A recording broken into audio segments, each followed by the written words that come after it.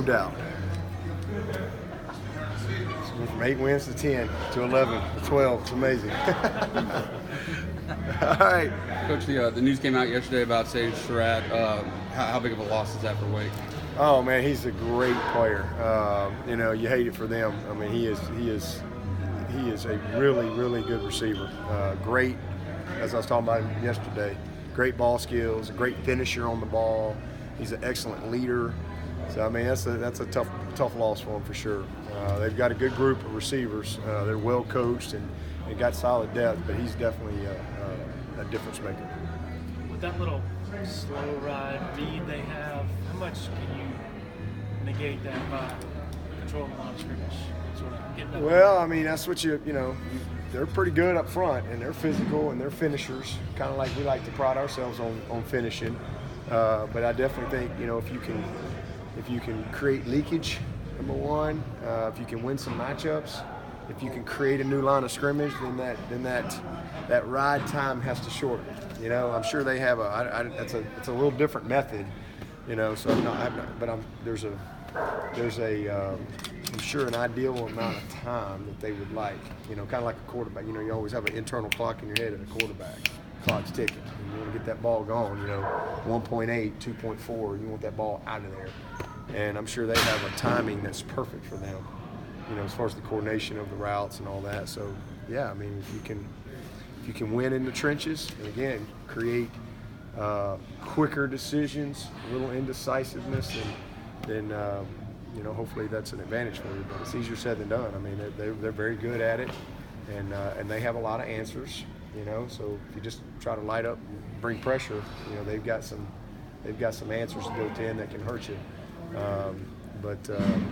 No doubt, and that was what we were so good at last year. I mean, Christian and Cleveland in particular had a great game against these guys. They were just disruptive, and it really affected them. For sure, that's a major goal for us. To tag onto that same question, what about the back end, your safeties? How disciplined do they got to be versus other teams right here with that play action being as long held as it is? Yeah, if you're, and some of their routes are, like I said, it's well coordinated from a timing standpoint. But if you're peeking in the backfield, you get in trouble. So you have to be incredibly disciplined. The eye discipline in this game is almost like playing a triple option team. It's that level. There's no float time. You get your eyes in the backfield, and these guys will hurt you. They'll go right by you, and you start guessing and trying to do too much. So just really having your eyes on the right things and trusting that, and let everybody do their job. And everybody's got to, we got to be very gap sound.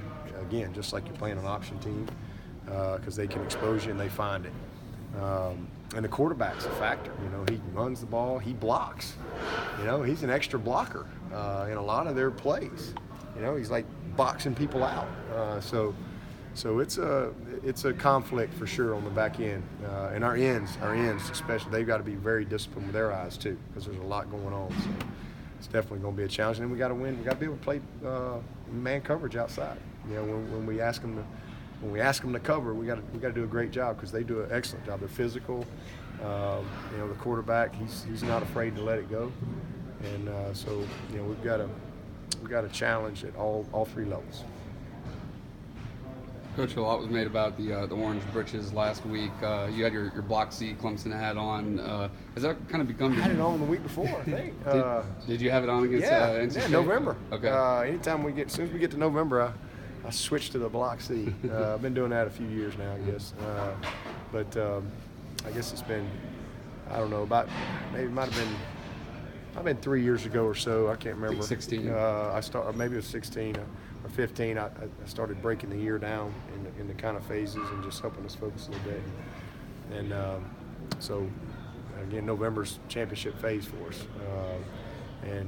So far we've been still in the division hunt. We've been in the ACC championship hunt, but even if you weren't, you still got your state championship. And so it's just kind of a championship phase, and you're trying to earn, postseason. If we weren't in the playoffs, you're still trying to get into some type of postseason bowl and win that championship. That's a championship of its own. So that's just kind of been how we've broken it down. And, it's been good. So fans call you Sweatshirt Dabo? No, I didn't know. I've been wearing a sweatshirt for a long time. Yeah, Abe tried to switch one out on me. Oh, they like it. Oh, Yeah. well, good. I've always worn a sweatshirt when it got cold. You know, I just don't like big heavy coats, and I almost broke out a heavy coat. I was cold, but I looked around, and nobody else had on a big heavy coat in that fourth quarter, because it was just kind of cold, and I was afraid I was going to lose my man card if Abe had it ready, but I was just waiting for somebody else to get a coat, but nobody else did. So I was like, well, sweatshirt the whole game here, so it's going to have to be cold. And then they throw Gatorade on. It was real cold. Did you laugh? You're number 3 in the rankings, and all that angst from a week ago means nothing. Yeah, and lose this week, and that don't mean nothing either. So, yeah, it doesn't matter. I mean, like I said, anybody remember? Y'all remember George Jefferson? Moving on up. We're moving on up. So. These young people don't. Yeah, that was real TV back in the day. You know, that was some good stuff right there. But yeah, just trying to stay focused on weight. I mean, it just doesn't matter. We're fortunate because here we are in November, mid-November, and we still control our destiny. And there's a lot of teams out there who don't. You know, they're not necessarily out of it, but you know, they're not driving the car. They're just kind of a passenger. And you know, so. We're in a good spot. We just got to continue to play well, and we got a huge challenge ahead. It's going to take 3 more great games for us to solidify ourselves, and that's the way it ought to be. You know, I mean, you got to earn your way there. We're going to have to earn our way, and can't win 13 till you win 11. And so that's what we got an opportunity to do this week. It's going to take a really good performance by our guys. Injury wise, still healthy? Yeah. Here at the latter part of the season, the usual managing, you had a few red shirts you were still managing as of now. Guys like Tyson, what's the plan for those guys? Yeah, I think he's got 1 game left, and we're just sitting on it. We're just kind of sitting on it, and just gonna probably hold it as long as we can until you'd like to get through the ACC championship game if you could. And if we're fortunate enough to get in the playoffs, it sure would be nice to know that you got another guy that could has a game left if you had to have it in a situation. Who's a really good player. So he just kind of worked out that way. Jalen Lay's the same way. I think he's got 1 left. McGuire, I think he's got 1 left. So there's a few guys we've been holding. Swanson, Aiden, he's got 2 left. Because he's a really good kickoff guy too, and so if something happened to Potter or something like that, he's a difference maker for sure when it comes to kicking the ball off, and so we're just kind of holding a few guys, and then we got a few others that we'll go ahead and play when if the situation arises where we can play. Pretty unusual to have a bye week the week before South Carolina. How good would that be for these guys if they can finish strong on Saturday? Yeah, I don't think it's been a long time. It's been a while since we've had a bye week, but it's great. I think anytime you can get a bye week, especially late in the season, it's a blessing for you, because it's a long year, it's a grind. You always got, even if you're healthy, nobody's really fully healthy. You always have bumps and bruises and aches and pains, and to be able to get a little more time, I think would be great. And South Carolina's it's always such a busy week, and it's kind of a season of its own.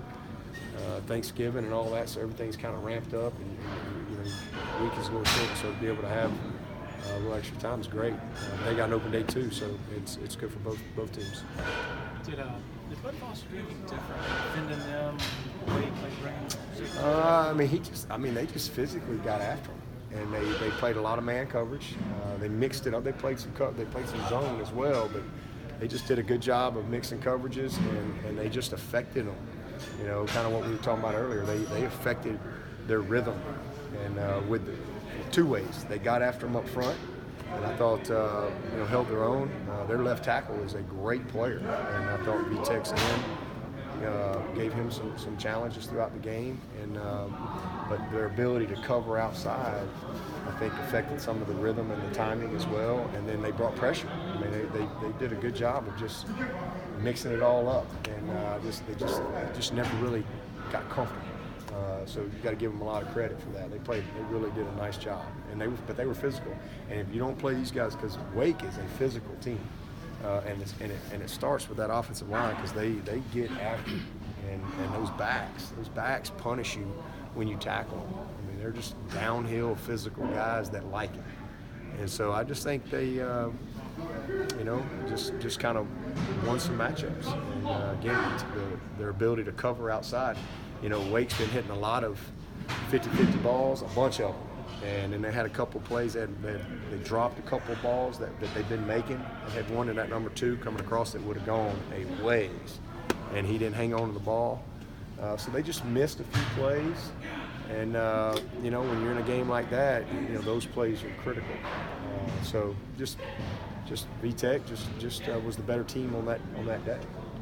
But Wake's had a heck of a year, and they'll be coming here to win. There's no doubt about that. Thanks, Coach.